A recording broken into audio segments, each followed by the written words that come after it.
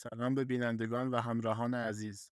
امروز میخوایم بریم به کشور زیبای تایلند و 5 تا از جاذبه‌های گردشگری این کشور رو با همدیگه ببینیم.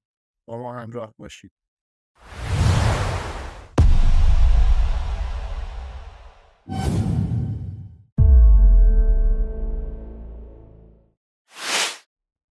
اولین جایی که میخوایم با همدیگه بریم معبد وات آرونه. وات آرون یکی از نمادهای مذهبی و گردشگری مهم تایلنده که به معبد سپید دم هم معروفه. این مکان نام خودش را از الهه هندو یعنی آرونا گرفته. این معبد از چند تا بنا تشکیل شده که بنای مرکزی اون 70 متر طول داره و با هزاران قطعه کاشی‌های رنگی و شیشه‌های تزیینی پوشیده شده.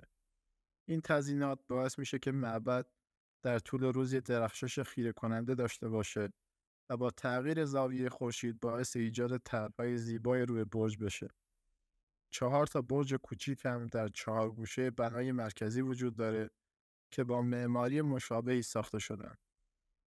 وات آرون نه تنها به خاطر زیبایی خیره کنندش بلکه به دلایل مذهبی برای بوداییان اهمیت ویژه‌ای داره. این معبد کنار رودخانه چاپرایا قرار داره و همین موضوع زیبایی این مکان رو دوچندان کرده. بازدید از این معبد به خصوص در زمان غروب آفتاب تجربه بی‌نظیری رو برای گردشگران برمغان میاره. دومین جایی که می‌خوایم با هم دیگه بریم جزایر فیفیه.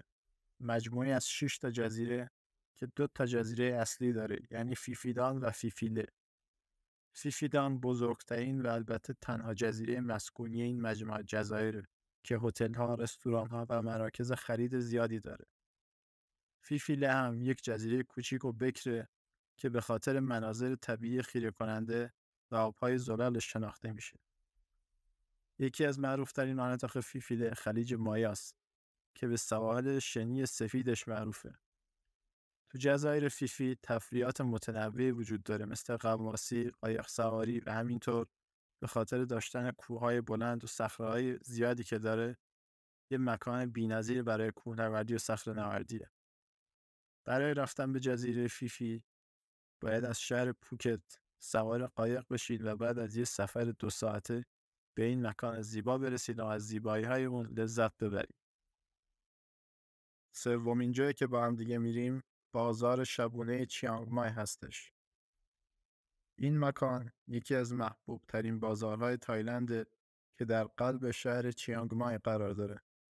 این بازار همونطور که از اسمش پیداست شبها و از ساعت 6 عصر باز میشه و با نورپردازی، غرفه‌های رنگارنگ و فضای پرجنب و جوش خود تجربه منحصر به فرد از خرید و فرهنگ تایلندی رو به گردشگران ارائه میده.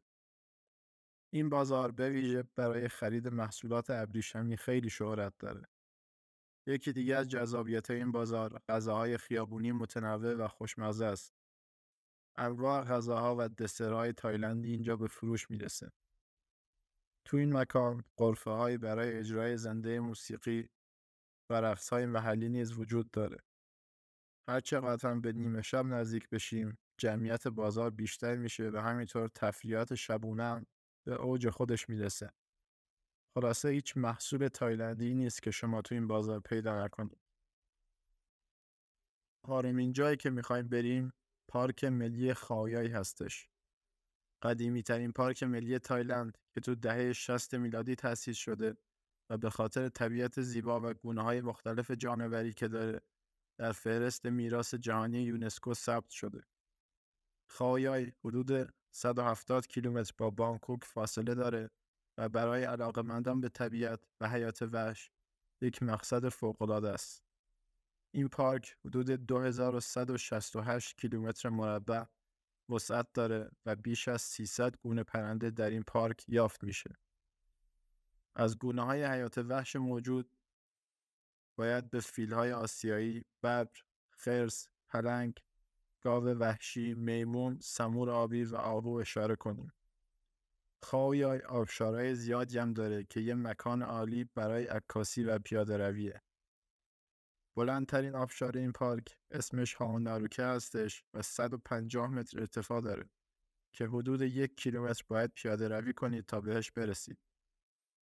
در داخل پارک هتل‌ها و اقامتگاه‌های زیادی با سطوح اقتصادی مختلف وجود داره و همچنین شما میتونید تو دل جنگل کمپ کنید و از طبیعت لذت ببرید. بهترین زمان بازدید این پارک از نوامبر تا فوریه هستش که تو این فصل هم هوا خنک‌تره و هم آبشارها و رودها تو پرآب‌ترین حالت خودشونن. پنجمین و آخرین جایی که میریم بهش سر میزنیم یه شهر معروفه که احتمالا خیلیاتون اسمشو شنیدین. پاتایا. یه شهر توریستی که در 100 کیلومتری بانکوک قرار داره و پر از جاذبه‌های گردشگری و سالانه میزبان میلیون‌ها توریست از سراسر جهانه. یکی از جاذبه‌های اصلی این شهر سواحل زیبایی که داره، اما عمده محبوبیت و شهرتش به خاطر تفریحات و زندگی شبانه است. مثلا خیابون واکینگ استریت این شهر پر از دیسکو و نایت کلاب و بارهای مختلفه که شبها باز میشن و قلب تپنده زندگی شبانه تو این شهرن. توی پاتایا کلی تفریح دیگه هم وجود داره، مثل بانجی جامپینگ، زیپ لاین، غواصی، کارتینگ و پرواز با پاراگلایدر. آب و هوا این شهر گرم و مرطوب و بهتره که تو زمستون به اینجا سفر کنید و از زیبایی‌های این شهر لذت ببرید. امیدوارم که از این ویدیو خوشتون اومده باشه. لطفاً از ما حمایت کنید تا در آینده بریم سراغ کشورهای دیگه و با آداب و رسوم و فرهنگشون و همینطور مکانهای گردشگریشون بیشتر آشنا شیم.